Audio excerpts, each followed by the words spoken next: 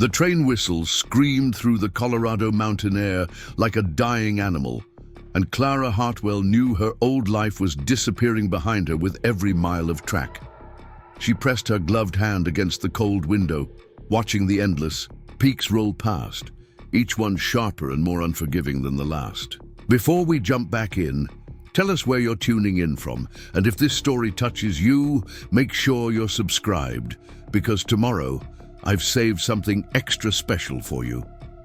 In her lap sat a single letter, creased from countless readings, promising her a future with a man she'd never met in a town she'd never seen. Thomas Brennan had written in careful script about his blacksmith shop, his modest home, and his hope for a family. What he hadn't written about was how she would know if she was making the biggest mistake of her life. The locomotive shuddered to a halt at Millbrook Valley station just as the sun began its descent behind the western ridge. Clara gathered her single carpetbag and the worn leather satchel that held everything she owned in the world. 24 years of living in Philadelphia had been reduced to 2 pieces of luggage and a train ticket west. She stepped onto the wooden platform, her boots clicking against the weathered planks, and immediately felt the bite of mountain air through her wool coat. This wasn't the gentle cold of Pennsylvania winters. This was something wild and sharp that cut straight through to bone. The platform stood nearly empty, except for an elderly man loading mail sacks and a woman in a faded blue dress sweeping dust from the station house steps. Clara clutched Thomas's letter tighter and looked around for any sign of the man who had promised to meet her. According to his correspondence, he was tall with dark hair and would be wearing a leather apron from his work at the forge. She scanned the few faces nearby, but none matched the description or showed any recognition when they glanced her way. Minutes stretched into an uncomfortable quarter hour. The train released a final blast of steam and began its journey toward Denver, leaving Clara standing alone on a platform that suddenly felt vast and exposed. The mountains loomed around the small valley like ancient guardians, their peaks already touched with early snow despite the late summer season. She could smell wood smoke and something else, something acrid that made her nose wrinkle. The woman with the broom approached, her expression kind but curious. "You wouldn't be Clara Hartwell, would you, miss?" the woman asked, wiping her hands. On her apron, "I'm Dorothy Blackwood. I run the general store here in town." Clara nodded, relief flooding through her at hearing her own name spoken by a friendly voice. "Yes, that's me. I'm supposed to meet Thomas Brennan. Do you know if he's been delayed?" Mrs. Blackwood's face shifted, the kindness remaining but now tinged with something that looked like pity. She glanced toward the main street of town, where Clara could now see people moving with urgent purpose, some carrying buckets, others shouting directions she couldn't quite make out. The acrid smell grew stronger, and through the gaps between buildings, she caught glimpses of orange light dancing against the evening sky. "Oh, my dear child," Mrs. Blackwood said softly. "Thomas is at the sawmill with every other able-bodied man in town. There's been a fire burning since noon, and it's threatening to take half of Millbrook with it. He asked me to watch for your arrival and bring you somewhere safe until he could get away." The words hit Clara like a physical blow. She had traveled over 1,000 miles, left behind everything familiar, committed herself to a future with a stranger, and now that stranger was fighting for his life and the life of his town. She felt suddenly foolish, standing there in her traveling dress with her carefully packed belongings, as useful as a paper umbrella in a thunderstorm. "Is there anything I can do to help?" Clara asked, surprising herself with the steadiness of her own voice. Back in Philadelphia, she had worked in her father's medical practice before his death, assisting with everything from setting broken bones to delivering babies. Her hands knew useful work, even if this mountain town felt like another world entirely. Mrs. Blackwood studied her with sharp eyes that seemed to take in everything from Clara's practical boots to the determined set of her jaw. "You're not what?" "I expected when Thomas told us about his mail-order bride," she said, but there was approval in her tone. "Come on then. We'll get you settled at the boarding house, and if you're truly wanting to help, there'll be plenty of ways before this night is through." They walked together down the dusty main street of Millbrook Valley, Clara's bag in one hand and her resolve hardening with each step. The town was smaller than she had imagined, maybe 36 buildings clustered along a single wide street with a few smaller lanes branching off toward the surrounding hills. Most of the structures were built from local timber, weathered grey by mountain winters and summer sun. The buildings had a sturdy, functional look that spoke of people who built things to last rather than to impress. But tonight, the usual quiet of a mountain evening was shattered by crisis. Men ran past carrying leather fire buckets filled with water from Miller's Creek. Women stood in doorways, some holding children, others organizing supplies for the firefighters. The orange glow that Clara had glimpsed from the train platform was clearly visible now, emanating from somewhere beyond.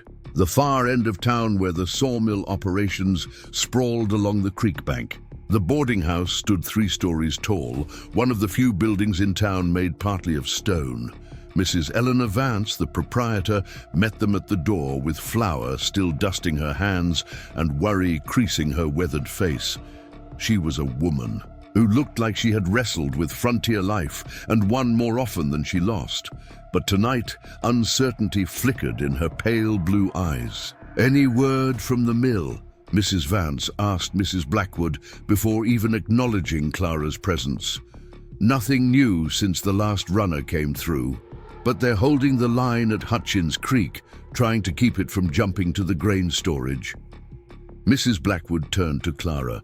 "This is Clara Hartwell, Thomas Brennan's intended. She just arrived on the evening train." Mrs. Vance's expression softened, and she reached out to take Clara's bag without ceremony. "Welcome to Millbrook, dear, though I wish it were under better circumstances. Thomas is a good man, one of the best we have. He'll be all right, and so will the town. We've faced worse than this and come through." Clara wanted to believe the older woman's confidence, but as they climbed the narrow stairs to a small room on the 2nd floor, she could hear the shouts and commotion from the street growing more urgent. Through the window of her assigned room, she could see the fire's glow more clearly now, and it seemed to have grown larger in just the few minutes since her arrival. The room was simple but clean, with a narrow bed, a washstand, and a single chair positioned near the window. Mrs. Vance set Clara's bag on the bed and lit the oil lamp on the small table, casting warm light across walls papered with faded roses. For a moment, Clara felt the strangeness of her situation wash over her again. This morning, she had awakened in a boarding house in Philadelphia, surrounded by the familiar sounds of city life.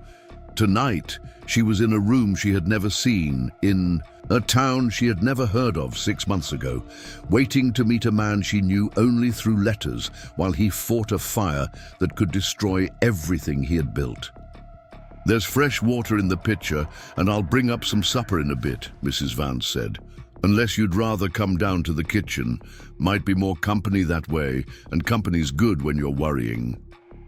Clara removed her traveling hat and gloves, setting them carefully on the chair. "Actually, Mrs. Vance, I was wondering if there might be something more useful I could do. I have some experience with medical care if anyone's been injured at the fire." Mrs. Vance paused in the doorway, her hand on the frame, studying Clara with the same assessing look that Mrs. Blackwood had given her. "Medical experience? What kind?" "I assisted my father in his practice for several years before he passed. I can clean and stitch wounds, set simple breaks, recognize signs of serious injury. I'm not a doctor, but I'm not squeamish either." Clara met the older woman's gaze steadily. "I came here to build a new life with Thomas, but that doesn't mean I have to sit idle while his town burns." A slow smile spread across Mrs. Vance's face, transforming her features from merely kind to genuinely warm. "Thomas chose well, I think. Let me see what supplies we have, and then we'll get you over to where you can do some good. Dr. Morrison is at the fire with the men, but his wife is setting up a station here in town for anyone who needs tending. She could use another pair of skilled hands. Within the hour, Clara found herself in the back room of Morrison's medical office, her sleeves rolled up and her traveling dress protected by a borrowed apron. Mrs. Morrison, a capable woman in her 50s, with graying hair pulled back in a severe bun, had quickly assessed Clara's abilities and put her to work preparing bandages and organizing medical supplies. 3 men had already been brought in with burns and smoke inhalation, and Mrs. Morrison predicted there would be more before the night was through. The fire started in the lumber storage area behind the main mill building, Mrs. Morrison explained. As they worked, some fool probably dropped a cigarette or left a lantern too close to the wood shavings. By the time anyone noticed, it had gotten into the dry timber and was climbing toward the roof. If it reaches the grain storage, we'll lose half the town's winter food supply. Clara's hands moved steadily, rolling clean cloth into bandages and preparing the carbolic acid solution they would need to clean wounds. The work felt familiar and grounding, a connection to her father's memory and to the life she had known before. Thomas Brennan's letter had changed everything. But even as her hands stayed busy, her mind kept drifting to the man she had traveled so far to marry, somewhere out there in the smoke and chaos, fighting to save his home. The first seriously injured man arrived just after 10 o'clock, carried in by 2 others who were themselves streaked with soot and breathing hard. The injured man was unconscious, his clothes singed and his left arm hanging at an unnatural angle. Mrs. Morrison took one look and sent one of the carriers to find her husband immediately. His arm's broken and there may be internal injuries from the fall, she told Clara quietly. We'll do what we can to stabilize him, but Dr. Morrison needs to see him as soon as possible. They worked together to clean the man's burns and fashion. A splint for his arm, Clara's hands steady despite the gravity of the situation. She had seen worse injuries in her father's practice, but never under circumstances quite like these, with the orange glow of the fire visible through the window and the sound of shouting men carrying on the night air. As they finished with the injured man, another runner arrived with an update from the fire lines. The men had managed to create a fire break at Hutchins Creek, but the wind was shifting, threatening to carry sparks toward the residential area of town. They needed every available bucket and barrel filled with water, and they needed it immediately. Clara looked up from washing her hands in the basin, meeting Mrs. Morrison's worried gaze. How can I help with that? You've done enough, dear. You should rest. This could go on until dawn. But Clara was already removing her apron and rolling down her sleeves. I came here to be part of this community, Mrs. Morrison. That starts tonight. She joined the bucket brigade that formed along Main Street, passing water containers from hand to hand in a human chain that stretched from Miller's Creek to the edge of town. The work was hard and repetitive, her shoulders aching within the first hour, but there was something powerful about being part of the collective effort to save Millbrook Valley. Women and children, elderly men too old for the fire lines, even the local minister had joined the chain, all working together with grim determination. It was nearly midnight when the wind changed again, this time in their favor, blowing the fire back on itself and giving the men at the mill a chance to gain ground. Word came down the line that they had saved the grain storage and were making progress on containing the blaze in the lumber yard. Clara allowed herself a moment of relief, flexing her cramped fingers and wiping sweat from her forehead despite the cool mountain air. That was when she saw him walking up Main Street, his tall frame silhouetted against the fire's glow. Even from a distance, she could see the exhaustion in his posture, the way his shoulders sagged with fatigue. He was covered in soot from head to toe, his clothes singed and torn, but he was walking under his own power. This had to be Thomas Brennan, finally coming to meet the woman who had traveled across half the continent to marry him. Preparing and narrating this story took us a lot of time, so if you are enjoying it, subscribe to our channel. It means a lot to us. Now back to the story. Clara stepped out of the bucket line, her heart hammering with nervousness and relief. After all the letters, all the planning, all the uncertainty of the journey west, she was finally going to meet the man who had promised her a new life. She smoothed her skirts and tried to make herself presentable, though she knew she must look a sight after hours of firefighting work. But as the man drew closer, she realized something was wrong. His face, what she could see of it beneath the soot and grime, was etched with a grief so profound it seemed to bend his whole frame forward. His eyes, when he raised them to meet hers, held a darkness that had nothing to do with smoke or shadow. "You're Clara Hartwell," he said, and his voice was rough, not just from smoke, but from something that sounded like anguish. "I'm Jacob Brennan, Thomas's brother." The words hit her like cold water. "Where is Thomas? Is he hurt?" Jacob removed his hat, revealing hair as dark as the soot that covered him, and Clara saw her answer in his eyes before he spoke. "Miss Hartwell, I'm sorry to have to tell you this.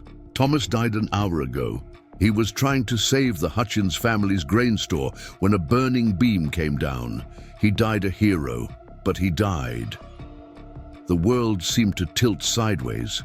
Clara felt her knees weaken, and Jacob stepped forward quickly to steady her, his strong, hands gentle on her arms.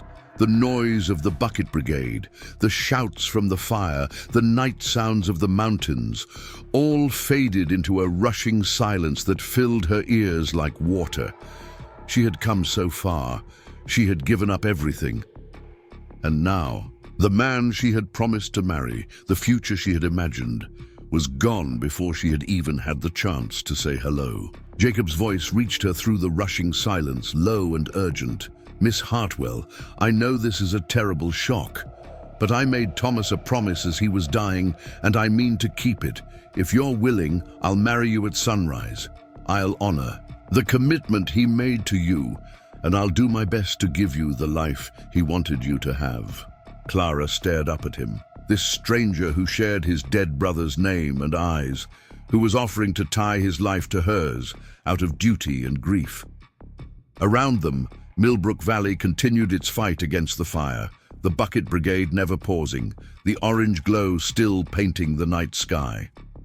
But in this moment, standing in the dusty street with soot in her hair and Jacob Brennan's hands steadying her trembling frame, Clara felt as though her entire future hung balanced on the edge of a knife. The fire might be contained, but her real trial was just beginning. Dawn crept over the Colorado peaks like a reluctant witness, painting the smoke-stained sky in shades of rose and gold that seemed almost mockingly beautiful after the night's devastation. Clara had not slept. She sat in the boarding house parlor, still wearing her soot-stained traveling dress, watching the light grow stronger through the lace curtains, while the town slowly stirred to life around the smoldering remains of the sawmill. Jacob Brennan had left her at Mrs. Vance's door near 3 in the morning, with a promise to return at sunrise. "Think about what I've offered," he had said, his voice hoarse from smoke and grief. "I won't press you for an answer, but I meant what I said. Thomas asked me to take care of you, and I will if you'll have me." Now, as the church bell tower caught the first rays of sunlight, Clara wondered if she had dreamed the entire conversation.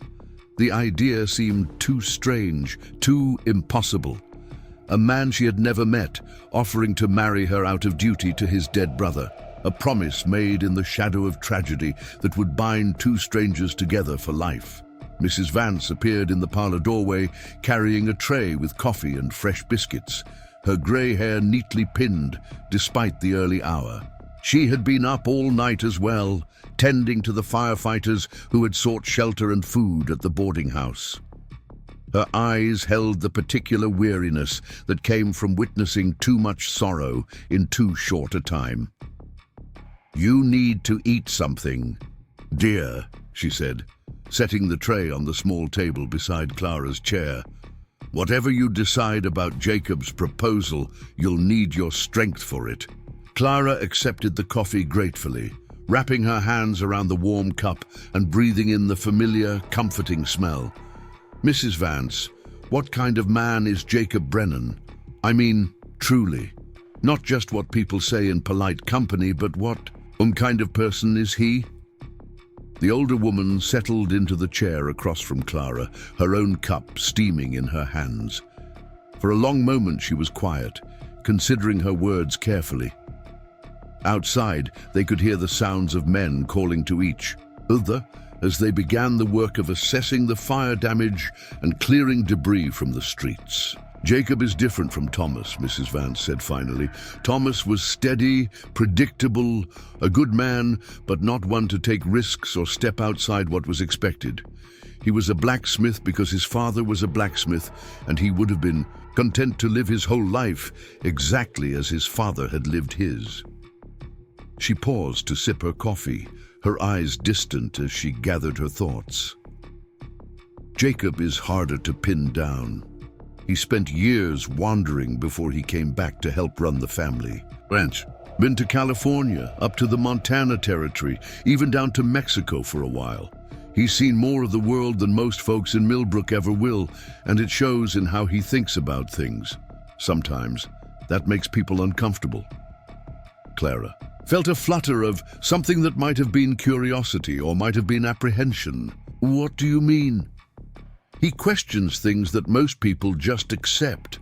Like when the town council wanted to raise taxes on the Mexican families living down by the creek, Jacob spoke against it at the meeting. Said it wasn't right to single people out just because they looked different or spoke a different language. Made some enemies that night, but he didn't back down." This was not what Clara had expected to hear. In her correspondence with Thomas, he had painted Millbrook Valley as a place where people minded their own business and got along well enough. The idea of town meetings and taxation disputes and racial tensions added layers of complexity she hadn't anticipated. "He's got strong opinions, and he's not afraid to voice them," Mrs. Vance continued. "But he's also got a sense of honor that runs bone deep. If he says he'll take care of you, he will. The question is whether you want to tie yourself to a man who might stir up trouble just because he thinks it's the right thing to do." Before Clara could respond, they heard the sound of boots on the front porch, followed by a gentle knock on the door. Mrs. Vance rose to answer it, and Clara's heart began to race as she heard Jacob's voice in the entryway, low and respectful, as he asked if he might speak with Miss Hartwell. He looked different in the morning light, washed clean of soot and dressed in fresh clothes that showed he had taken time to make himself presentable despite his own exhaustion. His dark hair was still damp from washing, and she could see now that his eyes were a deep brown, almost black, nothing like the lighter hazel that Thomas had described in his letters. He was taller than she had realized, with broad shoulders that spoke of hard physical work and hands that looked strong enough to break a man's arm or gentle enough to handle a newborn calf. "Miss Hartwell," he said, removing his hat as he entered. "The parlor. I hope I'm not calling too early." "Not at all, Mr. Brennan. Please, sit down." Clara gestured to the chair Mrs. Vance had vacated, trying to keep her voice steady, despite the way her pulse had quickened at his presence. Jacob settled into the chair, placing his hat on his knee and regarding her with an expression that was serious but not unkind. In the clear morning light, she could see the family resemblance to Thomas that she had missed in the darkness and chaos of the night before. The same strong jaw, the same way of holding his head when he was thinking. But where Thomas's letters had conveyed a sort of gentle contentment, Jacob radiated a restless energy that seemed barely contained by his formal manners. "I've been thinking about what I said last night," he began, his voice careful and measured, "about the promise I made to Thomas. I want you to understand that I didn't make that offer lightly, and I'm not taking it back. But I also want you to know that you don't have to accept it. You could take the next train back to Philadelphia, or on to Denver or San Francisco. I'd make sure you had the money for it, and a letter of introduction to help you get settled wherever you chose to. Go." Clara had been expecting this conversation, but hearing the actual words still felt like a physical blow. "You're offering to send me away." "I'm offering you a choice," Jacob corrected gently. "You came here to marry my brother, not me. Thomas made arrangements with you based on who he was and what he could offer. I'm a different man with a different life, and it wouldn't be fair to either of us to pretend otherwise." Clara set down her coffee cup and studied his face, looking for some hint of what he truly wanted her to say. But his expression remained carefully neutral, giving nothing away. "Tell me about this different life, then. What would I be choosing if I stayed?"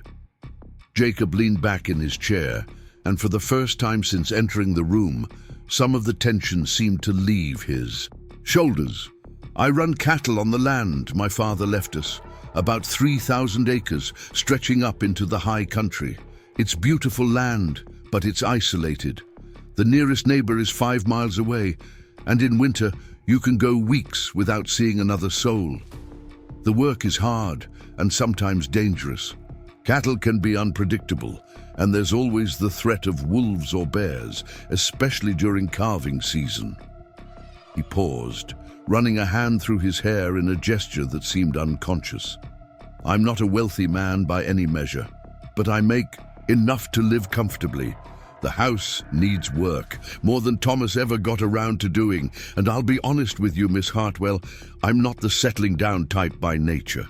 I spent years running from anything that looked like responsibility or permanence. Taking care of a wife and potentially a family would be new territory for me." Clara found herself leaning forward, drawn in despite herself by his honesty. Most men would have painted their prospects in the brightest possible light, emphasizing the positives and glossing over the difficulties. Jacob's willingness to show her the harsh realities was either refreshingly honest or deeply concerning, and she wasn't sure which. "Why did you make that promise to Thomas?" she asked. "If you're not the settling down type, why tie yourself to a complete stranger just because your brother asked you to?" Jacob's expression grew distant, and Clara could see him wrestling with how much to reveal. When he spoke again, his voice was quieter, more personal. "Thomas saved my life once, when we were boys.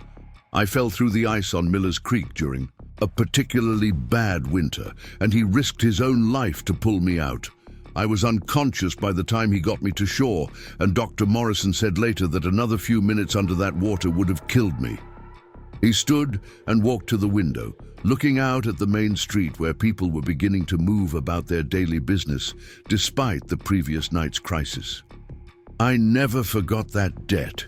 When Thomas decided to write to you, to bring a wife out from Philadelphia, I thought he was crazy. But he talked about you, like you were already real to him, already part of his life. He showed me every letter you sent, read parts of them aloud, until I could probably recite them myself." Clara felt heat rise in her cheeks at the thought of this stranger knowing her private correspondence, but Jacob continued before she could comment. "He loved you before he ever met you, Miss Hartwell. Maybe that sounds foolish to you, but it was real to him. And when he was dying last night, with half his ribs crushed, and knowing he wouldn't see another sunrise, the only thing he could think about was that you had given up everything to come here for him, and he was leaving you stranded." Jacob turned back to face her, and she could see the pain in his eyes, the weight of watching his brother die. "So I promised him I would take care of you. Not just see that you got safely back east, but truly take care of you the way he had planned to. I meant it then, and I mean it now." The room fell quiet, except for the ticking of the mantel clock and the distant sounds of the town beginning. Another day. Clara felt the weight of decision pressing down on her like a physical force. Everything logical told her to accept Jacob's offer of passage back to Philadelphia. She could return to the familiar, try to rebuild the life she had left behind. It would be the safe choice, the sensible choice. But looking at this man who stood before her, offering her a life that would be hard and uncertain but honest, she found herself thinking about why she had answered Thomas's original advertisement in the first place. It hadn't been desperation exactly, though her circumstances in Philadelphia had certainly grown difficult after her father's death. It had been something deeper, a longing for a life that felt more real, more connected to something larger than herself. "Mr. Brennan," she said finally, her voice steadier than she felt, "if I were to accept your proposal, what kind of marriage would it be? I mean, would you expect it to be a real marriage in every sense, or more of a business arrangement for the sake of propriety?" Jacob's cheeks colored slightly, but he met her gaze directly. "I'd expect it to be whatever you were comfortable with it being. If you wanted time to get to know each other first, to see if we could build something genuine together, I'd respect that. If you preferred to keep things more formal and separate, I'd respect that too. But I'll be honest, Miss Hartwell, I wouldn't want to spend my life married to someone I couldn't love, and I wouldn't want to condemn you to that either." His candor took her breath away. Here was a man willing to commit his life to a stranger, but honest enough to admit he hoped for more than mere duty. It was either the most romantic thing she had ever heard or the most terrifying, and she couldn't decide which. "I need some time to think," she said, rising from her chair. "This is all happening so fast, and I feel like I can't catch my breath long enough to make sense of it." Jacob nodded, settling his hat back on his head. "Of course, take all the time you need. I'll be in town most of the day, helping with the cleanup from the fire. You can find me at the mill site if you want to talk more, or send word through. Mrs. Vance, if you'd prefer." He moved toward the door, then paused and turned back. "Miss Hartwell, there's one more thing you should know. If you decide to stay and marry me, there will be people in town who won't approve. Not because of anything wrong with you, but because some folks think it's improper for a woman to marry her dead fiancé's brother so quickly. There might be talk, and some of it might be unpleasant." Clara felt a spark of something that might have been anger or determination. "Let me worry about what people think, Mr. Brennan. I've been managing gossip and social expectations my entire life." Jacob smiled then, the first real smile she had seen from him, and it transformed his entire face. For just a moment, she caught a glimpse of the boy who had fallen through the ice, the young man who had wandered the Western Territories seeking adventure, the person he might be when he wasn't carrying the weight of grief and responsibility. "Yes, ma'am," he said, "I believe you have." After he left, Clara remained in the parlor for a long time, watching the sun climb higher over the mountains and thinking about choices and chances and the strange ways that fate could reshape a life in a single night. Mrs. Vance brought her fresh coffee and warm biscuits, but didn't press for conversation, seeming to understand that Clara needed space to work through her thoughts. Around mid-morning, Mrs. Morrison arrived with news from the medical station. 3 men were still being treated for burns and smoke inhalation, but all were expected to recover fully. The fire had been completely contained just after dawn, and while the sawmill was a total loss, they had managed to save both the grain storage and most of the residential area of town. "Dr. Morrison says you did excellent work last night," Mrs. Morrison told Clara. "He was impressed with your medical knowledge and your composure under pressure. If you're planning to stay in Millbrook, we could certainly use someone with your skills."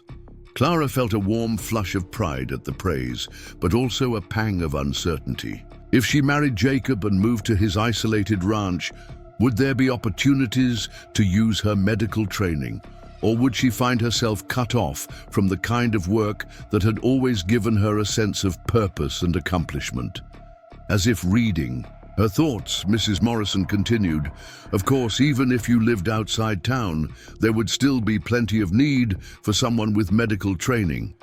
Ranch accidents, difficult births, childhood illnesses that can't wait for the doctor to make the long trip out from town. Frontier life has a way of making use of whatever skills people bring to it." After Mrs. Morrison left, Clara decided she needed to see more of Millbrook Valley before making her decision. She had arrived in darkness and chaos, and everything, since then, had been colored by tragedy and difficult choices. If she was going to make this place her home, she wanted to understand what she would be choosing. She walked the length of Main Street, taking note of the various businesses and getting a feel for the community. There was Blackwood's General Store, where Mrs. Dorothy Blackwood greeted her warmly and introduced her to several other women who had come in for supplies. There was Morrison's medical office, where she had worked the night before, and the church, where Reverend Phillips was already preparing for Thomas's funeral service. The bank, run by a stern-faced man named Walter Grimm, felt less welcoming. When Mrs. Blackwood introduced Clara as Thomas Brennan's intended bride, Grimm's expression had turned skeptical and slightly disapproving. Terrible shame about Thomas, he had said, but his tone suggested he found Clara's presence somehow inappropriate. "I suppose you'll be heading back east, now that circumstances have changed." Clara had smiled politely and said she was still considering her options, but she could feel Grimm's disapproval like a cold wind at her back as they left the bank. Clearly, Jacob had been right about some people in town having strong opinions about her situation. At the far end of Main Street, she found herself at the edge of the Mill District, where the previous night's battle against the fire was still evident in the blackened timbers and the smell of wet ash that hung in the air. Men were working to clear debris and salvage what they could from the wreckage, their faces grim with the knowledge that the mill had been one of the town's major sources of employment. She spotted Jacob among the workers, his shirt sleeves rolled up and his hands black with soot as he helped load burned timber into a wagon. He moved with easy efficiency, clearly comfortable with hard physical labor, and she noticed that the other men seemed to respect his judgment about which areas were safe to work in and which timbers might still be salvageable. When he caught sight of her watching from a safe distance, he raised a hand in greeting but didn't stop his work to come speak with her. She appreciated that he wasn't pressing her for a decision, giving her the space she had asked for to think things through. Walking back toward the boarding house, Clara found herself thinking about the different life she could build here. It would be challenging, certainly more difficult than anything she had experienced in Philadelphia, but it would also be real, in a way that her previous life had sometimes felt artificial. Here, her medical skills would be genuinely needed. Here, the work she did would have direct, visible impact on the lives of people she knew by name. And then there was Jacob himself, the most complicated element in an already complex decision. He was nothing like Thomas, nothing like what she'd expected when she agreed to become a mail-order bride. He was harder to read, more intense, more likely to challenge her assumptions and push her outside her comfort zone. But there had been something in his eyes when he spoke about his brother, something in the way he had offered her choices instead of demands that suggested depths she had barely begun to explore. He would not be an easy man to love, but he might be a man worth loving if she was brave enough to try.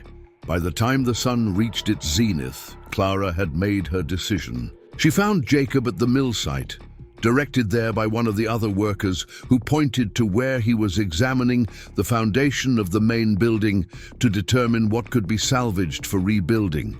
"Mr. Brennan," she called, and he looked up from his work, his expression carefully neutral.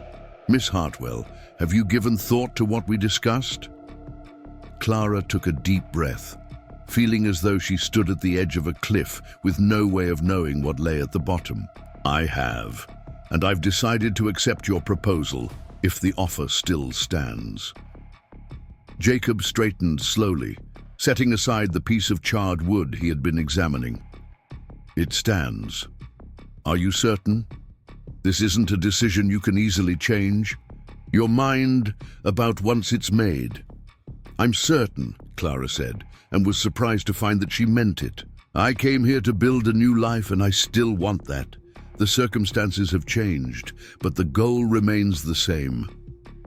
Jacob moved closer, close enough that she could see the flecks of gold in his dark eyes and smell the clean scent of soap and leather that clung to him, despite his morning of dirty work. "Then we should probably talk to Reverend Phillips about performing the ceremony. If you're agreeable, I'd still like to honor the sunrise timing. It would mean something to Thomas, I think, if we kept that part of the original plan." Clara nodded, feeling a mixture of nervousness and anticipation that she couldn't quite sort out. "Sunrise tomorrow, then." "Sunrise tomorrow," Jacob agreed, and she could hear both promise and question in his voice.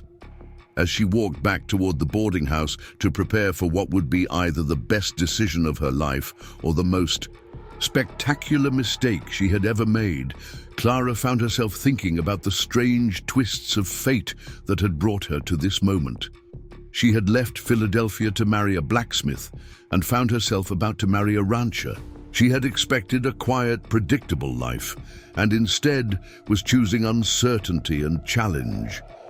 But as the afternoon sun painted the Colorado peaks in shades of gold and shadow, Clara realized that for the first time in months, possibly years, she felt truly alive. Whatever tomorrow brought, it would be hers to face, and that knowledge filled her with something that felt remarkably like hope. The news of Clara and Jacob's engagement spread through Millbrook Valley like wildfire, igniting conversations in every parlor, saloon, and shop front from the church steps to the creek bank.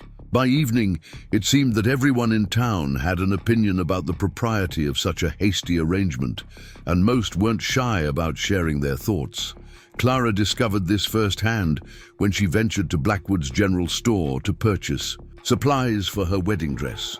She had hoped to find some decent fabric and perhaps borrow a sewing machine from one of the local women, but the moment she stepped through the door, the animated conversation among the gathered customers fell to an uncomfortable silence. Mrs. Blackwood greeted her warmly enough, but Clara could feel the weight of scrutinizing stares from the other women present. Mrs. Catherine Winters, the banker's wife, stood near the fabric display with her arms crossed and her mouth pursed in clear disapproval. Beside her, Mrs. Sarah Fletcher, who ran the town's small school, whispered something behind her gloved hand to Mrs. Ruth Manning, the preacher's wife. "Miss Hartwell," Mrs. Winters said, her voice carrying across the store with deliberate volume. "How unfortunate that your intended meeting with poor Thomas was cut so tragically short. I'm sure you'll be making arrangements to return to Philadelphia soon." Clara straightened her shoulders and moved toward the fabric counter with as much dignity as she could muster. "Actually, Mrs. Winters, I'll be staying in Millbrook Valley. Jacob Brennan and I are to be married tomorrow at sunrise." The silence that followed was so complete that Clara could hear the ticking of the wall clock and the soft whisper of wind through the pine boards outside. Mrs. Fletcher's fan snapped shut with a sharp click, and Mrs. Manning's eyes widened to an almost comical degree. Mrs. Winters recovered first, her expression shifting from surprise to something that looked suspiciously like moral outrage. "Tomorrow? But Thomas has only been dead for 1 day. Surely you cannot be serious about such an arrangement." "I am entirely serious," Clara replied, running her fingers along a bolt of deep blue cotton that would work well for a simple wedding dress. "Jacob has honored his brother's commitment to me, and I have accepted his proposal." "It's unseemly," Mrs. Fletcher interjected, her schoolteacher's voice crisp with authority. "What will people think? What kind of example does this set for the young women of our community?" Clara turned to face the group of women directly, her chin raised and her voice steady despite the rapid beating of her heart. I think it sets an example of making the best of difficult circumstances and honoring commitments made in good faith. Jacob Brennan is a good man who has offered me security and partnership when I might otherwise have been left stranded. I see nothing unseemly in accepting such an offer. Mrs. Blackwood cleared her throat diplomatically and moved behind the counter to measure out fabric. I think Clara is showing remarkable courage, she said firmly. And frankly, ladies, it's not our place to judge how two people choose to handle their private affairs. But Mrs. Winters was not finished. Private affairs become public matters when they affect the moral tone of an entire community. What you're proposing, Miss Hartwell, is little better than a business transaction. Marriage should be based on love and proper courtship, not convenience and desperate circumstances. Clara felt heat rise in her cheeks, but before she could formulate a response, the store door opened with a jingle of bells, and Jacob entered, removing his hat as he stepped inside. He took in the tense scene immediately, his gaze moving from Clara's flushed face to the disapproving expressions of the other women. "Ladies," he said politely, nodding to each in turn. "Miss Hartwell, I was hoping I might find you here. I wanted to discuss arrangements for tomorrow." Mrs. Winters drew herself up to her full height, which was considerable, and fixed Jacob with a stare that could have frozen Miller's Creek in midsummer. "Mr. Brennan, surely you cannot be serious about this precipitous marriage.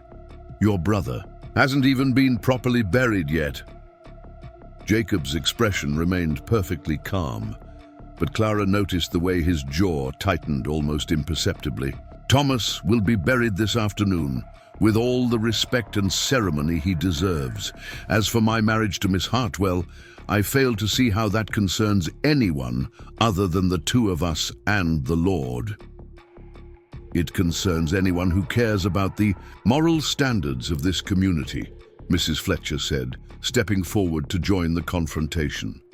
"Young people look to their elders for guidance about proper behavior.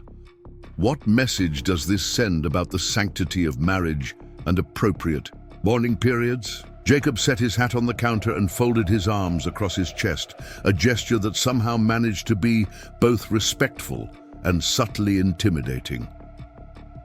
"The message it sends, Mrs. Fletcher, is that a man keeps his word even when circumstances make that difficult. I promised my dying brother that I would take care of Miss Hartwell, and that's exactly what I intend to do." "There are other ways to take care of a woman besides marrying her," Mrs. Winters pointed out. "You could ensure she has safe passage back to her family or help her find respectable employment elsewhere." "I could," Jacob agreed. "But Miss Hartwell has chosen to stay, and I have chosen to honor the commitment my brother made to her. I'm sorry if that offends your sensibilities, but my primary concern is doing right by the woman who gave up everything to come here in good faith."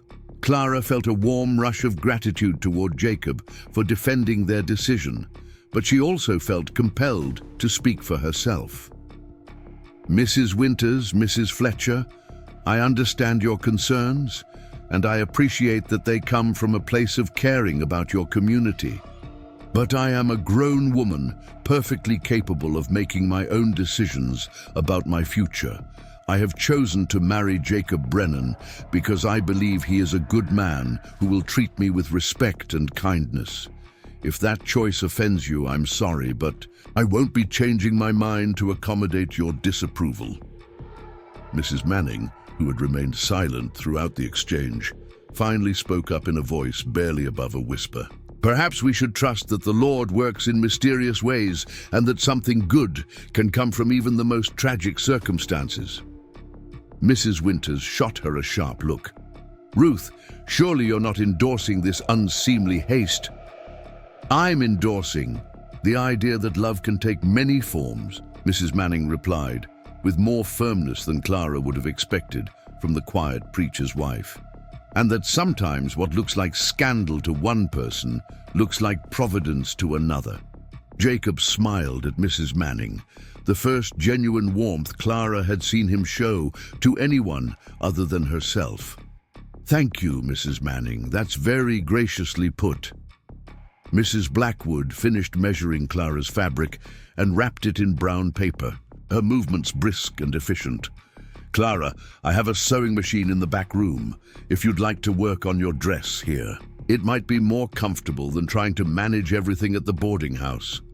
"That's very kind of you," Clara said gratefully. She was beginning to understand that Mrs. Blackwood's support would be valuable in establishing her place in the community. "I would appreciate that very much."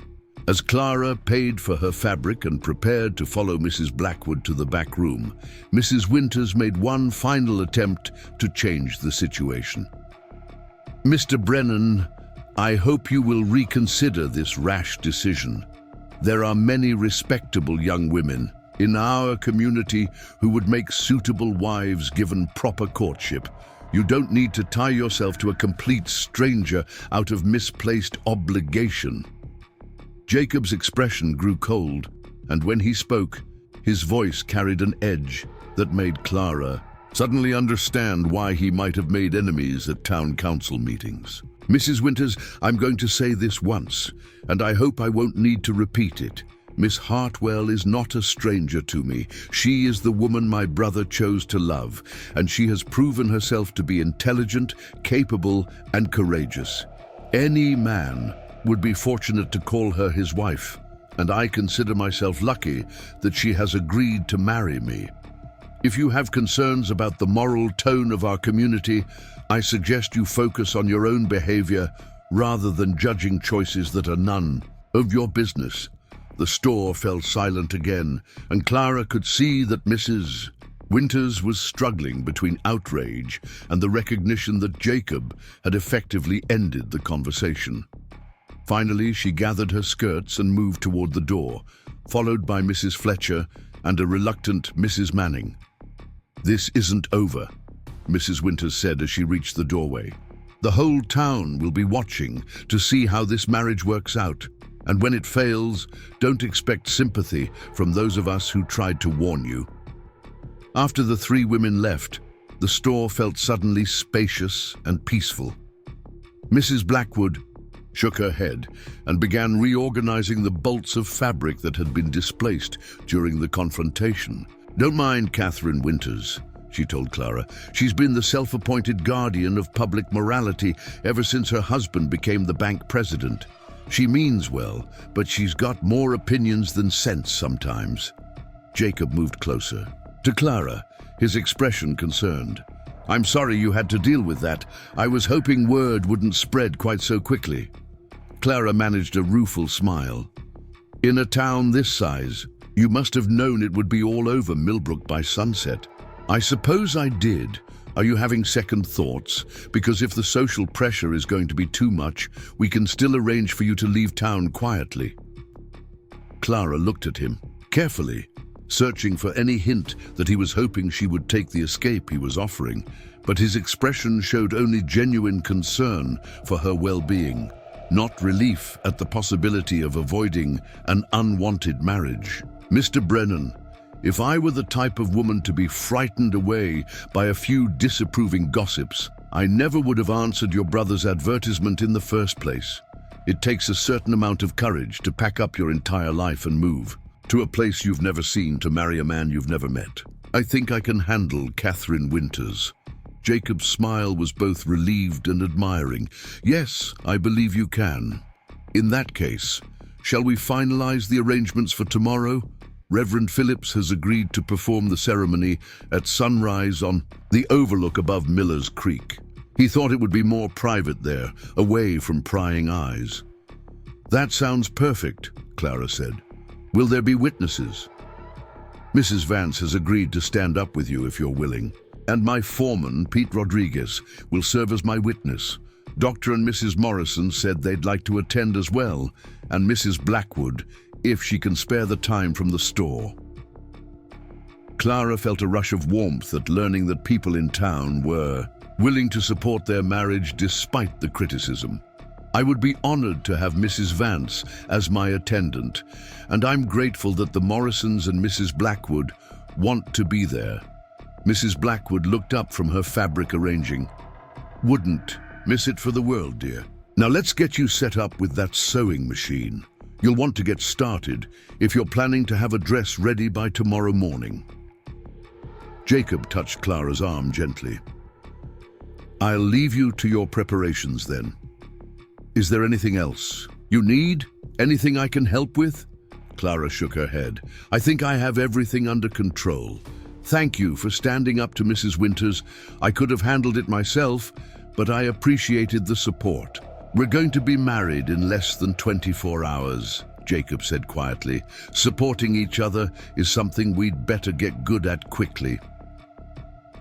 After Jacob left, Clara followed Mrs. Blackwood to the back room, where a beautiful sewing machine sat near a window that provided excellent light for detailed work. As she began cutting out pieces for her wedding dress, Clara found herself thinking about the confrontation with the disapproving women and Jacob's response to it.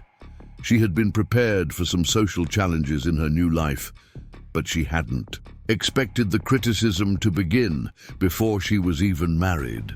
Mrs. Winters' words stung, particularly the implication that her marriage to Jacob would be nothing more than a business transaction. Clara knew that was exactly what it was, at least initially, but she had hoped it might become something more genuine over time. The question that worried her most was whether Jacob saw their arrangement the same way Mrs. Winters did, as a duty to be fulfilled rather than a partnership to be built. His defense of her in the store had been gallant and supportive, but was it motivated by genuine respect for her as a person, or simply by his determination to honor his promise to his brother? As she fed fabric through the sewing machine, creating neat, precise seams for what would become her wedding dress, Clara reflected on everything she had learned about Jacob Brennan in the past day. He was clearly intelligent and principled, willing to stand up for what he believed was right, even when it made him unpopular. He was honest to a fault, perhaps more honest than was entirely comfortable, and he had shown her more consideration and respect in 24 hours than some men managed in a lifetime. But there was still so much she didn't know about him. What made him laugh? What did he think about during the long, solitary hours of ranch work? What had driven him to spend years wandering before returning to Millbrook Valley? What kind of husband would he be once the novelty of their unusual situation wore off? Mrs. Blackwood worked quietly at her own tasks, occasionally offering suggestions about the dress construction, but mostly leaving Clara alone with her thoughts. It wasn't until late afternoon that she spoke about the morning's confrontation. You handled yourself well with Catherine Winters, she said, not looking up from the inventory list she was updating. Most newcomers would have wilted under that kind of scrutiny. I've had practice dealing with difficult people, Clara replied, carefully stitching a sleeve seam. My father's medical practice brought me into contact with all kinds of personalities, and not all of them were pleasant when they were worried about their health or facing bad news. That's good preparation for life in a small town, Mrs. Blackwood said with a chuckle. We all have to get along whether we like each other or not, which means learning to manage personality conflicts without burning bridges. Clara paused in her sewing to look out the window, where she could see people going about their daily business along Main Street. Mrs. Blackwood, can I ask you something? Of course, dear. What do people really think about Jacob? Not the polite things. They say because he's a customer or a neighbor, but they're honest opinions. Mrs. Blackwood set down her pencil and considered the question carefully. Jacob is respected, but he's not necessarily well understood. He's got strong convictions and he's not afraid to act on them, which makes some people nervous. They prefer folks who are more predictable, more willing to go along with the way things have always been done. She moved to the window and stood beside Clara, both of them looking out at the busy street.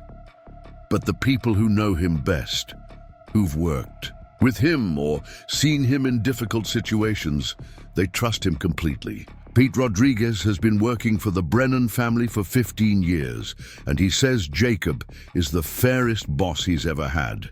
Dr. Morrison thinks highly of him too, says Jacob once rode 20 miles in a blizzard to fetch the doctor for a neighbor's sick child. Clara felt some of her anxiety ease at hearing these character references. What about as a man? I mean, in terms of how he treats women, how he might be as a husband. Mrs. Blackwood smiled. He's always been a perfect gentleman in his dealings with the ladies of town. Never heard so much as a whisper of scandal about him, which is saying something in a place like Millbrook, where everyone knows everyone else's business. His mother, God rest her soul, raised both her boys to be respectful of women. She paused, then added more quietly, I will say this, Clara. Jacob Brennan is not a man who does things halfway. If he's committed to making this marriage work, he'll put his whole heart into it. The question is whether you're prepared to do the same. As the afternoon wore on, Clara finished the basic construction of her wedding dress, a simple but elegant design in deep blue cotton with pearl buttons, down the front and lace trim at the collar and cuffs. It wasn't the elaborate gown she might have chosen for a traditional wedding with months of planning, but it was respectable and flattering, and more importantly, it was something she could complete in the time available. Mrs. Vance arrived just as Clara was putting the finishing touches on the hem, carrying a small box wrapped in tissue paper. I brought you something for tomorrow, she said, settling into a chair beside the sewing machine. I hope you don't mind the presumption. Inside the box, Clara found a delicate necklace made of garnet set in silver, clearly an antique piece of considerable value. Mrs. Vance, this is beautiful, but I couldn't possibly accept something so expensive. Nonsense, Mrs. Vance said firmly. It belonged to my daughter, and she would have wanted it to go to a young woman starting a new life. She died of the influenza 3 years ago, and I've been waiting for the right person to give it to. Clara felt tears prick her eyes at the older woman's generosity. Thank you. I'll treasure it, and I promise to take good care of it. I know you will, dear. Now, tell me about this dress. It's going to be lovely. As Clara showed off the nearly completed gown, she felt a sense of community and belonging that she hadn't expected to find so quickly. Despite the criticism from some quarters, there were clearly people in Millbrook Valley who were willing to welcome her and support her unconventional marriage. The sun was beginning to set behind the mountains when Jacob returned to collect Clara and walk her back to the boarding house. He examined her completed dress with what appeared to be genuine admiration. It's beautiful, he said simply. You're very skilled with a needle. Thank you. I hope it will be appropriate for the ceremony. It will be perfect. Jacob helped her gather her sewing supplies and the carefully folded dress. Are you ready for tomorrow, or are you having doubts? Clara considered the question seriously as they walked together down Main Street in the fading light. I'm nervous, she admitted, but not doubtful. I think we're doing the right thing, even if it's not conventional. Good, Jacob said, because conventional isn't always the same as right, and I'd rather do the right thing and face criticism than do the conventional thing and live with regret. As they reached the boarding house, Jacob paused on the front steps. Clara, I want you to know that whatever happens after tomorrow, whatever challenges we face or mistakes we make, I'm committed to making this work. Not just because I promised Thomas, but because I believe you and I could build something good together if we're both willing to try. Clara looked up at him in the gathering dusk, noting the sincerity in his dark eyes and the careful way he spoke her name. I'm willing to try, Jacob. I think that's all either of us can promise right now. It's enough, he said. It's a good place to start. As Clara climbed the stairs to her room, wedding dress in her arms and garnet necklace in her pocket, she reflected on the strange journey that had brought her to this moment. Tomorrow morning, she would marry a man she had known for less than 48 hours in a town where half the population thought she was making a scandalous mistake. But as she prepared for bed and tried to calm her nerves for the ceremony that would change her life forever, Clara found herself genuinely excited about the future for the first time since leaving Philadelphia. Whatever came next, it would be an adventure, and she was finally ready to embrace the uncertainty rather than fear it. Through her window, she could see the peaks surrounding Millbrook Valley silhouetted against a star-filled sky. And somewhere, among those mountains, was the ranch that would soon be her home. Tomorrow, she would become Mrs. Jacob Brennan, and her new life would truly begin. The first pale hint of dawn touched the eastern peaks as Clara made her final preparations in the small mirror of her boarding house room. Her hands trembled slightly as she fastened Mrs. Vance's garnet necklace around her throat, the cool weight of the stones settling against her collarbone like a blessing. The deep blue wedding dress fit perfectly, the careful stitching invisible in the dim lamplight, and for a moment she allowed herself to imagine that this was a normal wedding morning, that she was preparing to marry a man she had courted for months rather than committing her life to a virtual stranger. A soft knock at her door interrupted her thoughts. Mrs. Vance entered, carrying a steaming cup of coffee and a small nosegay of wildflowers tied with white ribbon. "I thought you might need some fortification before the ceremony," she said kindly, setting the coffee on the washstand. "And Pete Rodriguez brought these from the high meadow. He said Jacob wanted you to have flowers for your wedding." Clara accepted the simple bouquet with gratitude that went deeper than words. The gesture spoke of thoughtfulness and care that touched her more than expensive roses might have. "They're perfect. Please tell Mr. Rodriguez how much I appreciate his kindness. You can tell him yourself in a few minutes. Are you ready, dear?" Clara took a final look in the mirror, noting how the garnet necklace brought out the color in her cheeks and how the early morning light softened the anxiety in her eyes. As ready as anyone can be for something like this. They walked together through the quiet streets of Millbrook Valley, their footsteps echoing softly against the wooden sidewalks. Most of the town was still asleep, though thin spirals of smoke were beginning to rise from kitchen chimneys as people started their morning cooking fires. The air held the crisp bite of mountain autumn, sharp and clean in a way that made Clara's lungs ache with the beauty of it. The path up to Miller's Creek overlook was steep and narrow, winding between stands of aspen and pine that rustled softly in the morning breeze.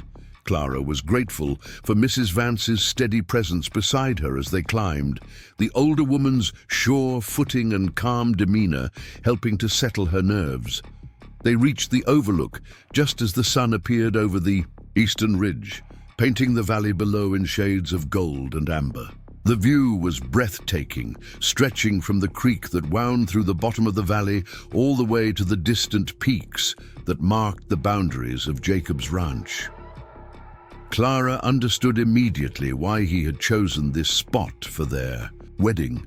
It felt removed from the gossip and judgment of the town below, a place where they could make their promises with only the mountains as witnesses. Jacob was already waiting, dressed in his best dark suit, with his hair neatly combed and his hat in his hands. Beside him stood Pete Rodriguez, a weather-beaten man with kind eyes and calloused hands, and Dr. Morrison in his Sunday clothes looking both pleased and slightly nervous about the early hour. Reverend Phillips waited near a natural platform of stone that would serve as their altar, his prayer book open and ready. But it was Mrs. Blackwood's presence that surprised Clara most. The storekeeper had climbed the steep path despite her age and obvious difficulty with the terrain, and she stood near the edge of the overlook with a determined smile that spoke of her commitment to supporting this unconventional union. Jacob stepped forward as Clara approached, his eyes taking in her appearance with what looked like genuine appreciation. "You look beautiful," he said quietly, offering his arm to escort her to where Reverend Phillips waited. "Thank you," Clara replied, conscious of how formal they both sounded, like actors reciting lines in a play they hadn't fully learned yet. Reverend Phillips cleared his throat and began the ceremony with words that seemed to echo across the valley with unusual clarity in the thin mountain air. "Dearly beloved, we are gathered here in the sight of God and in the presence of these witnesses to join together this man and this woman in holy matrimony, which is an honorable estate instituted of God, and not to be entered into lightly or wantonly, but reverently, discreetly, and in the fear of God." Clara found herself focusing on the minister's words with unusual intensity, as if hearing them for the first time. The weight of what she was promising, what they were both promising, seemed amplified by the vastness of the landscape around them and the small group of people who had chosen to support their decision, despite its unconventional nature. When Reverend Phillips asked if Jacob would take Clara to be his lawfully wedded wife, to love and cherish her in sickness and in health, for richer or poorer, for better or worse, till death do them part, Jacob's voice rang out clear and strong across the overlook. "I will." Clara's own voice was steadier than she had expected when she made the same promise to Jacob, the words carrying a conviction that surprised her with its strength.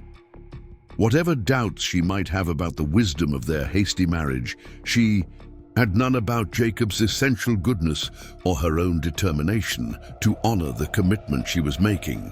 The exchange of rings was simple, 2 plain gold bands that Jacob had purchased from the town's small jewelry selection at Blackwood's store. As he slipped the ring onto Clara's finger, she noticed that his hands were completely steady, showing none of the nervousness she felt thrumming through her own body. "By the power vested in me by the territory of Colorado and in the sight of Almighty God, I now pronounce you husband and wife," Reverend Phillips declared. "You may kiss your bride, Mr. Brennan." Jacob's kiss was gentle and brief, a soft touch of lips that spoke more of respect than passion, but somehow felt exactly right for this moment and place. When they stepped apart, Clara could see something in his eyes that hadn't been there before, a sense of responsibility accepted and commitment made real. The small group of witnesses offered their congratulations with handshakes and embraces that felt warmer and more genuine than any elaborate reception could have provided. Dr. Morrison produced a bottle of wine that he had carried up the mountain for the occasion, and they shared a simple toast as the sun climbed higher over the valley. "To new beginnings," Dr. Morrison said, raising his cup. "To keeping promises," Pete Rodriguez added in his heavily accented English. "To courage in the face of uncertainty," Mrs. Blackwood contributed, with a meaningful look at both Clara and Jacob. As they made their way back down the mountain path, Clara walked beside her new husband with a sense of surreal displacement. She was married now, Mrs. Jacob Brennan, bound to a man she barely knew by promises made in the sight of God and the Colorado mountains. The reality of it felt both overwhelming and strangely natural, as if some part of her had been preparing for this moment her entire life. The walk back to town gave them their first real privacy as a married couple, the rest of the group having either gone ahead or fallen behind as they navigated the steep trail. Jacob shortened his natural stride to match Clara's pace, occasionally offering his hand when the footing was particularly treacherous. "Are you sorry?"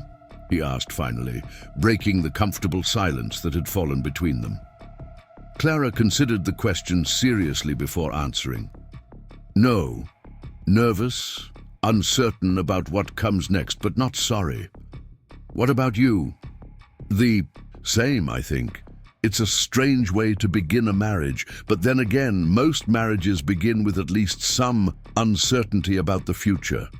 They had reached the edge of town when the first real challenge to their new union presented itself. Walter Grimm, the bank president, was waiting for them outside his establishment, his expression grim and his posture radiating disapproval.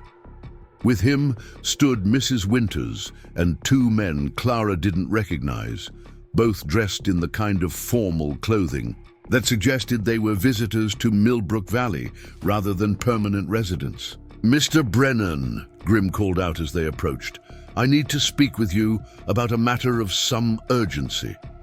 Jacob's expression grew wary, but he stopped and removed his hat politely. "Good morning, Mr. Grimm. What can I do for you?" "These gentlemen are from the Territorial Land Office in Denver. They've brought some disturbing information about the status of your ranch property that needs immediate attention." One of the strangers, a thin man with pale eyes and an expensive suit, stepped forward with a leather satchel in his hands. "Mr. Brennan, I'm afraid there's been an irregularity discovered in the land patents for your property. We're going to need to conduct a full survey and review of your ownership documents before we can certify clear title." Clara felt Jacob tense beside her, though his expression remained carefully neutral. "What kind of irregularity?" "My family has held that land for 15 years without any questions about the title." "That may be true, but there's been a claim filed by another party suggesting that the original survey was flawed and that a significant portion of your ranch actually belongs to someone else. Until we can sort this out, I'm afraid you'll need to suspend any major operations on the disputed land." Mrs. Winters spoke up with barely concealed satisfaction. "It seems rather fortunate that this matter has come to light now, before you make any irreversible changes to your living situation. Perhaps it would be wise to postpone any major decisions until your legal status is clarified." Clara understood immediately that this was not a coincidence. The timing was too perfect, the presence of Mrs. Winters too convenient. Someone had orchestrated this challenge to coincide with their wedding day, hoping to pressure them into reconsidering their marriage before it could be properly established. Jacob seemed to reach the same conclusion, his jaw tightening almost imperceptibly. "Mr. Hartley, I assume you have documentation regarding this supposed claim, and perhaps you could explain why this matter couldn't have been addressed during normal business hours rather than at dawn on a Sunday morning." The land office official shifted uncomfortably, clearly not expecting to be questioned about his methods. "The claim was filed just yesterday, and given the serious nature of the allegations, we felt it was important to address the matter as quickly as possible." "Yesterday," Jacob repeated thoughtfully. "How interesting. And who, exactly, has filed this claim against my family's property?" Hartley consulted his papers, though Clara suspected he knew the answer perfectly well. "A consortium of investors represented by Morrison, Fletcher and Associates out of Denver. They claim to have documentation proving that the original survey was conducted incorrectly and that several thousand acres currently included in your ranch actually belong to them." Clara felt a chill that had nothing to do with the mountain air. This was clearly a coordinated effort to destabilize Jacob's financial situation and, by extension, undermine their marriage. The involvement of people with the same surnames as some of Millbrook Valley's most prominent citizens was probably not a coincidence either. "I see," Jacob said quietly. "And I suppose this consortium is prepared to offer some kind of settlement to resolve the matter quickly?" "As a matter of fact, yes. They're prepared to make a very generous offer for the entire property, which would eliminate any questions about disputed boundaries and provide you with sufficient funds to establish yourself elsewhere." Mrs. Winters could barely contain her triumph. "It seems like Providence is offering you both a way out of this hasty marriage. Mr. Brennan could sell the ranch and start fresh somewhere else, and Miss Hartwell could return to Philadelphia with her reputation intact." Clara felt anger rising in her chest like a tide. These people weren't content to simply disapprove of her marriage. They were actively working to destroy it before it had a chance to succeed. The coordination and planning required for this morning's ambush spoke of a level of malice that shocked her. But before she could respond, Jacob stepped forward, his voice carrying a dangerous edge that she hadn't heard before. "Mr. Hartley, I want to see every piece of documentation you have regarding this supposed claim. Every survey map, every deed, every piece of correspondence, and I want to know exactly who is funding this consortium and what their connection is to certain residents of Millbrook Valley." Hartley's face flushed, but he maintained his official demeanor. "Mr. Brennan, I don't think you understand the seriousness of this situation. This isn't a matter for negotiation or delay. You need to cooperate with our investigation or face the possibility of legal action." "Oh, I understand perfectly," Jacob replied. "I understand that someone has gone to a great deal of trouble to orchestrate this little scene for maximum dramatic effect. And I understand that whoever is behind this consortium has significantly underestimated both my determination to protect my family's land and my wife's backbone." The word wife seemed to hit Mrs. Winters like a physical blow, and Clara felt a fierce satisfaction at seeing the woman's carefully constructed confidence waver. Jacob continued, his voice growing stronger and more authoritative. "Here's what's going to happen, Mr. Hartley. You're going to provide me with complete documentation of this claim within 48 hours, including the names and addresses of every member of this mysterious consortium. I'm going to have my own surveyor review every inch of my property, and I'm going to hire the best lawyer in Denver to challenge every aspect of this suspicious timing and convenient discovery." He moved closer to Hartley, and Clara could see that despite Jacob's calm tone, there was something genuinely intimidating about his presence when he chose to project it. "And if I discover that this claim is fraudulent or that anyone in Millbrook Valley has conspired to file false documents with the territorial government, I will pursue criminal charges against every person involved, regardless of their social standing in this community." The silence that followed was thick with tension. Hartley shifted his weight nervously and glanced at Groom and Mrs. Winters as if looking for support or guidance. Grimm's expression had grown considerably less confident, and Mrs. Winters looked as though she was beginning to realize that her plan might have backfired. Clara decided it was time to make her own position clear. "Gentlemen, let me save you some time and effort. I am Mrs. Jacob Brennan, as of this morning, legally married in the sight of God and man. Whether my husband owns 3,000 acres or 300, whether he's wealthy or poor, I am committed to this marriage and to building a life together here in Millbrook Valley." She paused, letting her words sink in before continuing. "Your attempt to interfere with our marriage by creating a crisis on our wedding day is transparent and frankly insulting to my intelligence. If you think you can pressure me into abandoning my husband because of threats to his property, you have seriously misjudged the kind of woman I am." Mrs. Winters found her voice again, though it lacked its earlier confidence. "Mrs. Brennan, you're being very foolish. If Jacob loses the ranch, what kind of life will you have? You could return to Philadelphia, find a proper husband with stable prospects." Clara smiled, and there was nothing pleasant about the expression. "Mrs. Winters, I left Philadelphia because I wanted something real, something challenging, something that would test my courage and strength. If you think the threat of hardship or uncertainty is going to send me running back east, you clearly don't understand what brought me here in the first place." Jacob reached for her hand, squeezing it gently in a gesture of gratitude and solidarity.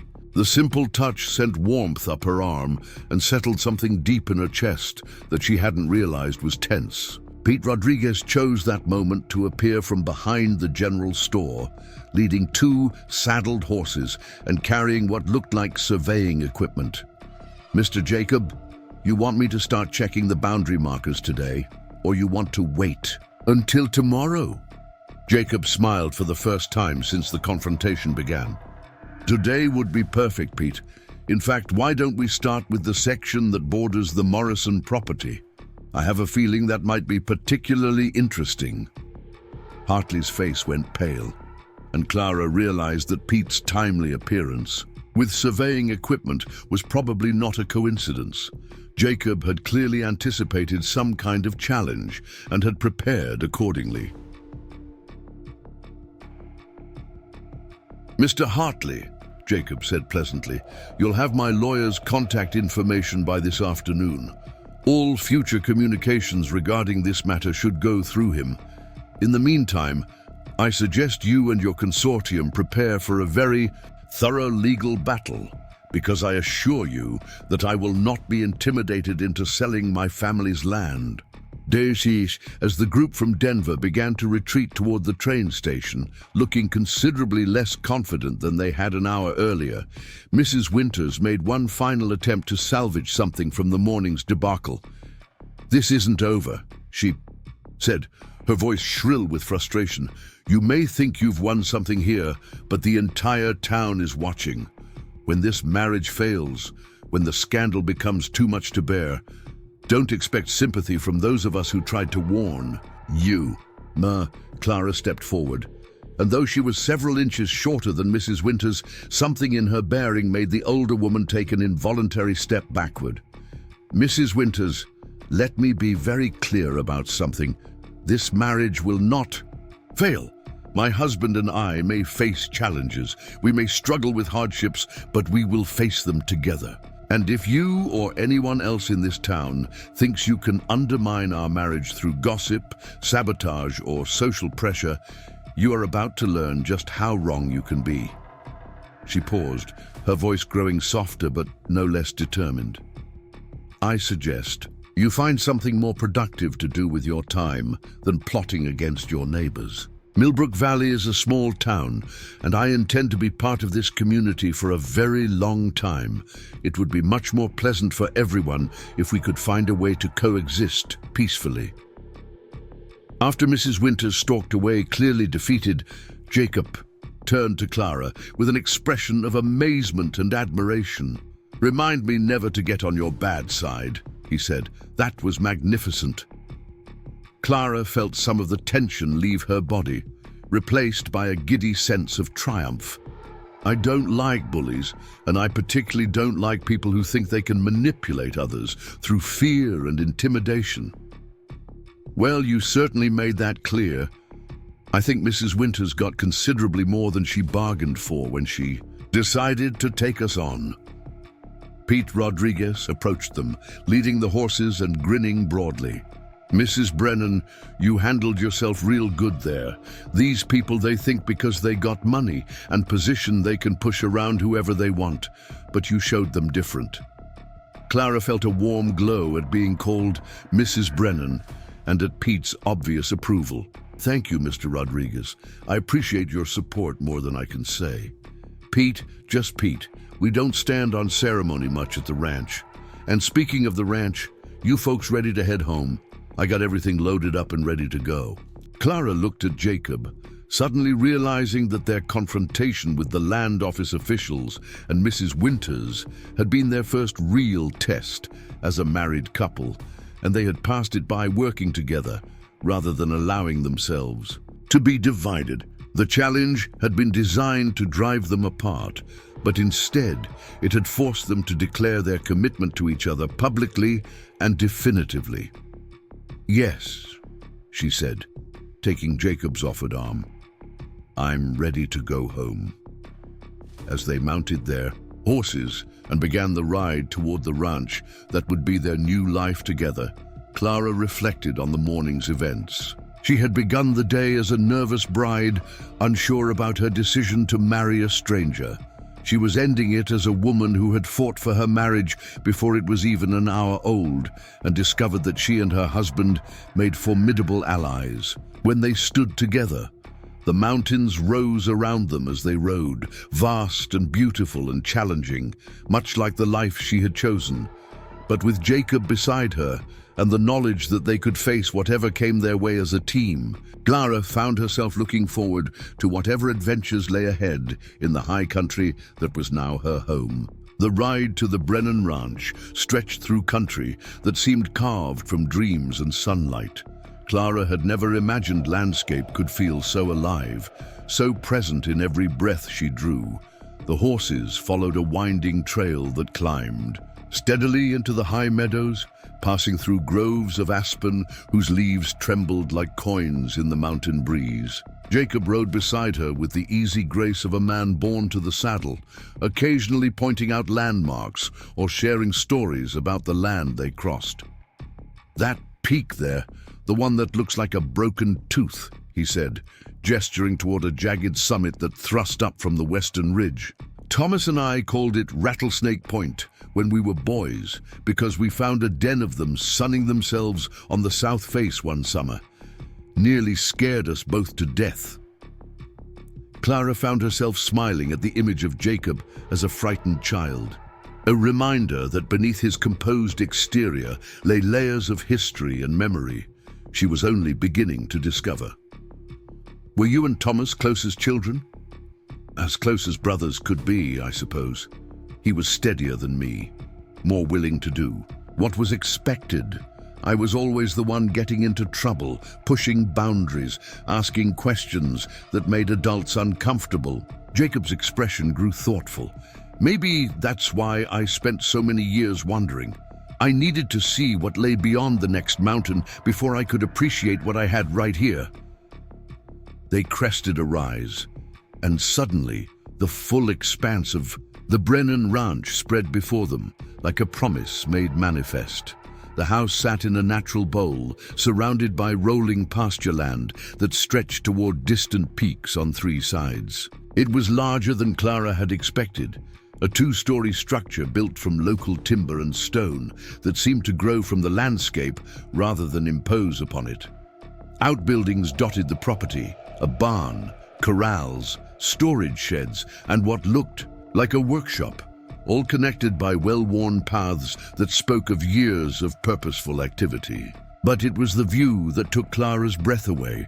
From the front porch of the house, she could see for miles across valleys and peaks that rolled away like frozen waves toward the horizon.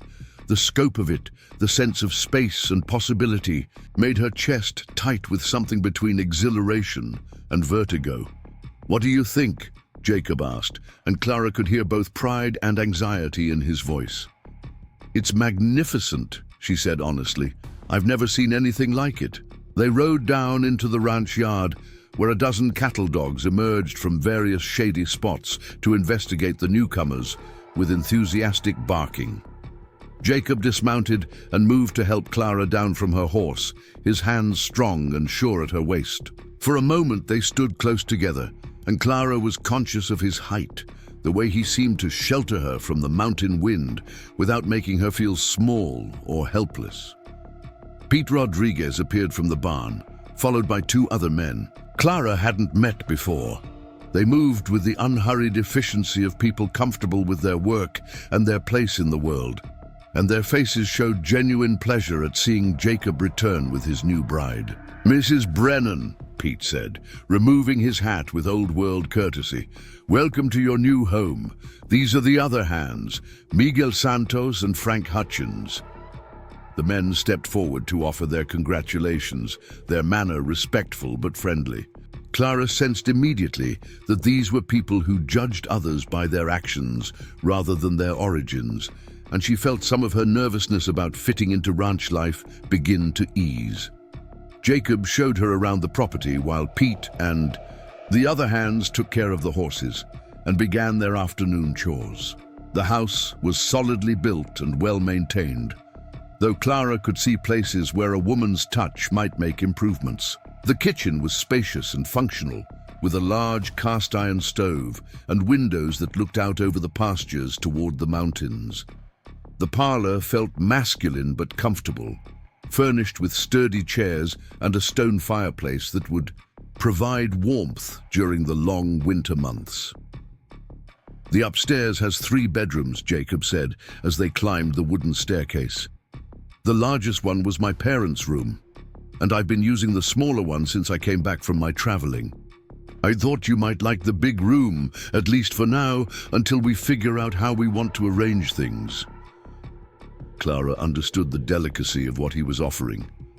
A married couple would normally share a bedroom, but given the unusual circumstances of their union, he was providing her with privacy and space to adjust to her new situation. The consideration touched her more than elaborate romantic gestures might have. The master bedroom was indeed spacious, with large windows on two walls that filled the space with light and provided views of both the front pasture and the side garden. The furniture was simple but well made: a large bed with a carved headboard, a wardrobe, a washstand, and a comfortable chair positioned near the window for reading. "Jacob, this is lovely. Thank you for thinking of my comfort. I want you to feel at home here," he said seriously. "This is your house now, as much as it is mine. If you want to change anything, rearrange the furniture, add curtains or decorations, please don't hesitate. I'm not particularly attached to the way things are." As they completed the tour of the house, Clara found herself genuinely excited about the possibilities she saw. The bones of the place were excellent, and with some attention to details like window treatments and perhaps some paint in the kitchen, it could become a truly welcoming home. More importantly, she could see places where her skills would be useful. The small room off the kitchen could serve as a medical dispensary for treating ranch injuries or illness. The large pantry could be organized to better preserve food for the long winter months. They were standing on the front porch, watching the afternoon light paint the mountains in shades of purple and gold, when Jacob broached the subject that had been hovering between them all day. "Clara, I want to talk about what happened this morning with Groom and those men from Denver." Clara turned to face him, noting the serious expression that had replaced his earlier contentment. "Do you think there's any validity to their claim about the land?" "No, my father was meticulous about documentation, and I've seen every survey map and deed related to this property. But that doesn't mean they can't make trouble, tie things up in court, cost us money we don't have to spare." Jacob leaned against the porch railing, his gaze fixed on the distant peaks. "What worries me more is that someone in Millbrook Valley is behind this. The timing, the coordination with Mrs. Winter's ambush, it all points to local involvement." Clara felt a chill that had nothing to do with the mountain air. "Do you have any idea who it might be?" "I have suspicions. Groom has been trying to buy ranch land in this valley for years, claiming he wants to bring in more settlers and development. He's made offers for our property before, and he wasn't pleased when I turned him down." Jacob's jaw tightened. "And the names on that consortium, Morrison and Fletcher, those aren't coincidences. Dr. Morrison's brother is a lawyer in Denver, and Mrs. Fletcher's husband has mining interests throughout the territory. So you think they're all working together to force you to sell?" "That's exactly what I think. They probably figured that targeting a new marriage, especially one that already had the town gossip stirring, would be the most effective way to pressure us into taking whatever settlement they offered." Clara moved to stand beside him at the railing, close enough that their shoulders almost touched. Then they made a serious miscalculation. Jacob looked at her with an expression that was part admiration, part relief. "You're not having second thoughts about any of this?" Clara considered the question carefully, looking out over the land that was now her home, thinking about the challenges they would face and the uncertainties that lay ahead. "Jacob, I'm not going to pretend this is easy or that I'm not scared sometimes, but running away from hard things has never been my nature. And this morning, when we stood together against those people trying to tear us apart, I realized something important." "What's that?" "I realized that we make a good team. We think clearly under pressure, we support each other, and we're both stubborn enough to fight for what we believe in. Those are good foundations for a marriage, even if we didn't start with romance and long courtship." Jacob smiled. the first truly relaxed expression she had seen from him all day. "You're remarkable, you know that. Most women would have been on the next train back to Philadelphia after this morning's confrontation. Most women didn't grow up helping their fathers deal with medical emergencies and difficult patients. I learned early that keeping a clear head in crisis situations is more useful than having the vapors." Clara paused, then added more quietly, "Besides, I meant what I said this morning. I'm committed to making this marriage work, not just because it's the right thing to do, but because I think we could build something good together if we're both willing to try." The conversation was interrupted by the sound of hoofbeats approaching at speed. Jacob straightened immediately, his hand moving instinctively toward the rifle that leaned against the porch rail. Clara felt tension coil in her stomach as she recognized the urgency in the rider's approach. Dr. Morrison appeared around the bend in the trail, his horse lathered with sweat and his face grim with concern. He reined up at the porch steps and dismounted quickly, his medical bag clutched in one hand. "Jacob, Clara, thank God you're here. There's been an accident at the Hutchins place. Frank's youngest boy fell from the barn loft and hit his head. He's unconscious, and I need help getting him back to town for proper treatment."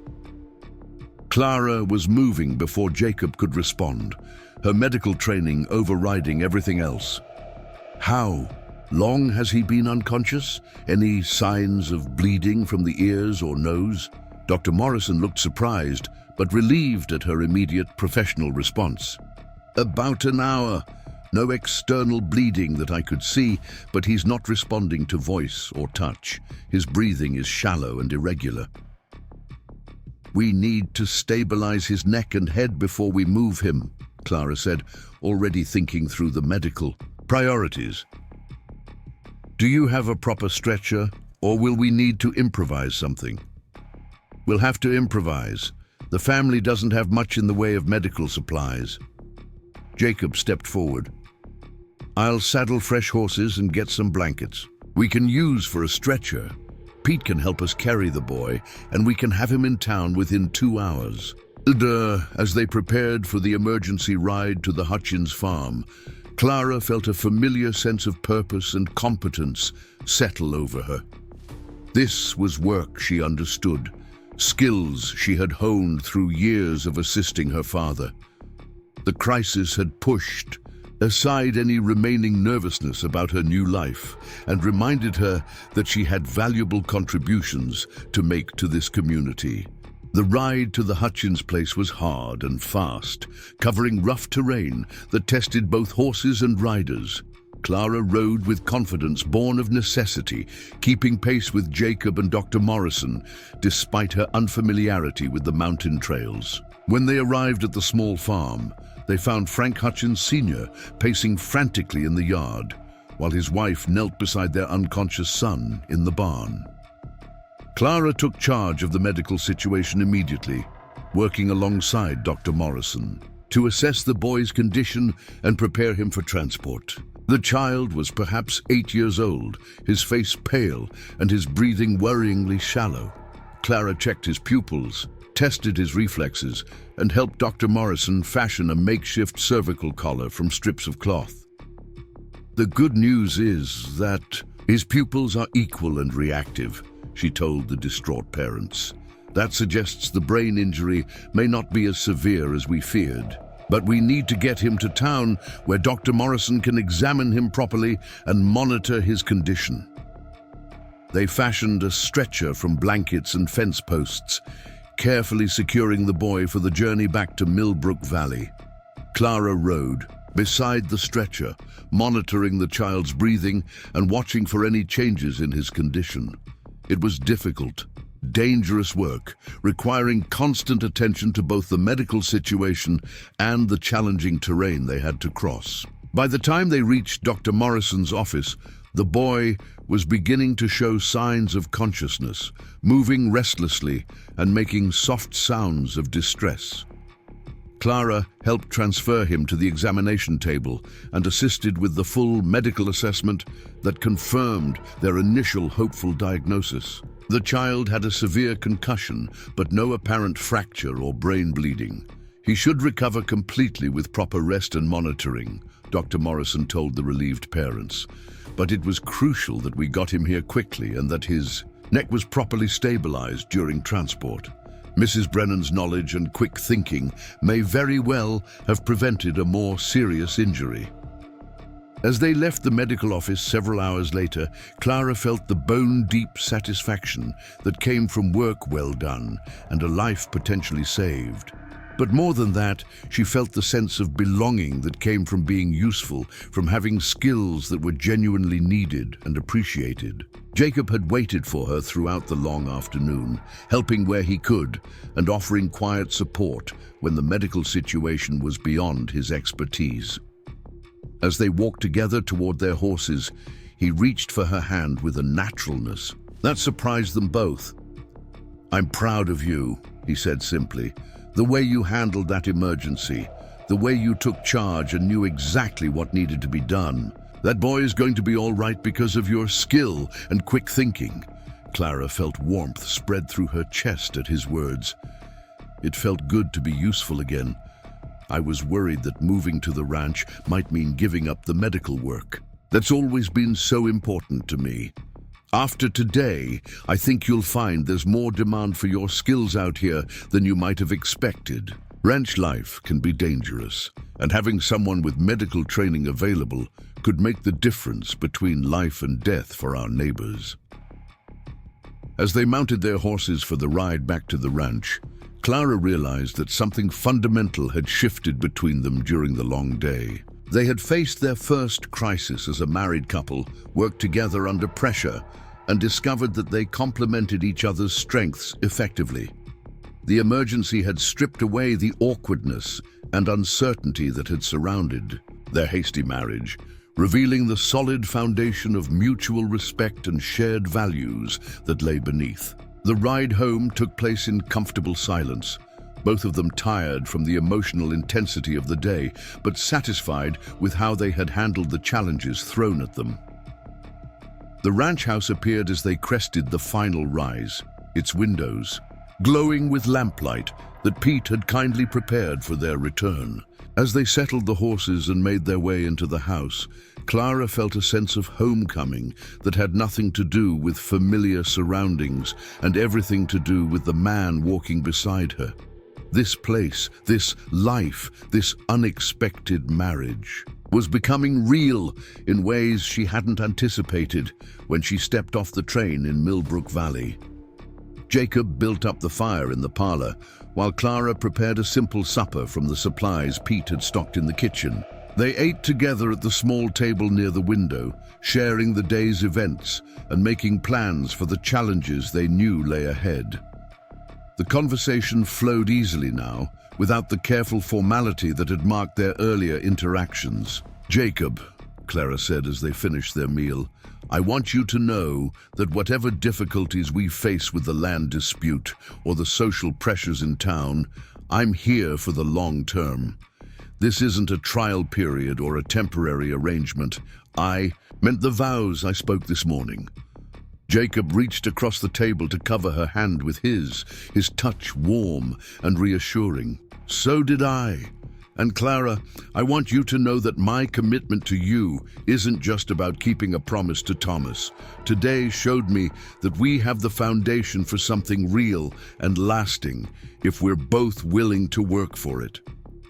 Clara turned her hand palm up to clasp his fingers, feeling the calluses that spoke of hard work and the steadiness that spoke of reliability. "I'd like that. I'd like to build something real with you."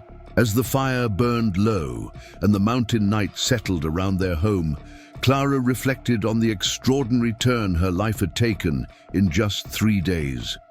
She had left Philadelphia as a woman alone, traveling toward an uncertain future with a stranger. She was ending this day as a wife, a partner, a valued member of a community that needed her skills and appreciated her contributions. The challenges weren't over. They would still need to fight the fraudulent land claim, deal with ongoing social disapproval from some quarters, and navigate the complex process of building a genuine marriage from their practical beginning. But as she looked across the table at Jacob, seeing the contentment in his dark eyes and the relaxed set of his shoulders, Clara felt confident that they would face whatever came together. Later, as she prepared for bed in the spacious master bedroom that was now truly hers, Clara stood at the window looking out over the moonlit pastures toward the distant peaks. The landscape that had seemed so alien and overwhelming just days before now felt like home, like a place where she could grow and thrive and become the person she was meant to be. Tomorrow would bring new challenges and new opportunities. There would be ranch work to learn, neighbors to befriend, a community role to establish, and a marriage to nurture into something deeper than duty or convenience. But tonight, for the first time since leaving Pennsylvania, Clara felt complete peace about the path she had chosen. The mountains kept their ancient watch over the valley, and in the house nestled among them, two people who had been strangers discovered that sometimes the most unexpected beginnings led to the most beautiful destinations. Up next, you've got 2 more standout stories right on your screen. If this one hit the mark, you won't want to pass these up. Just click and check them out.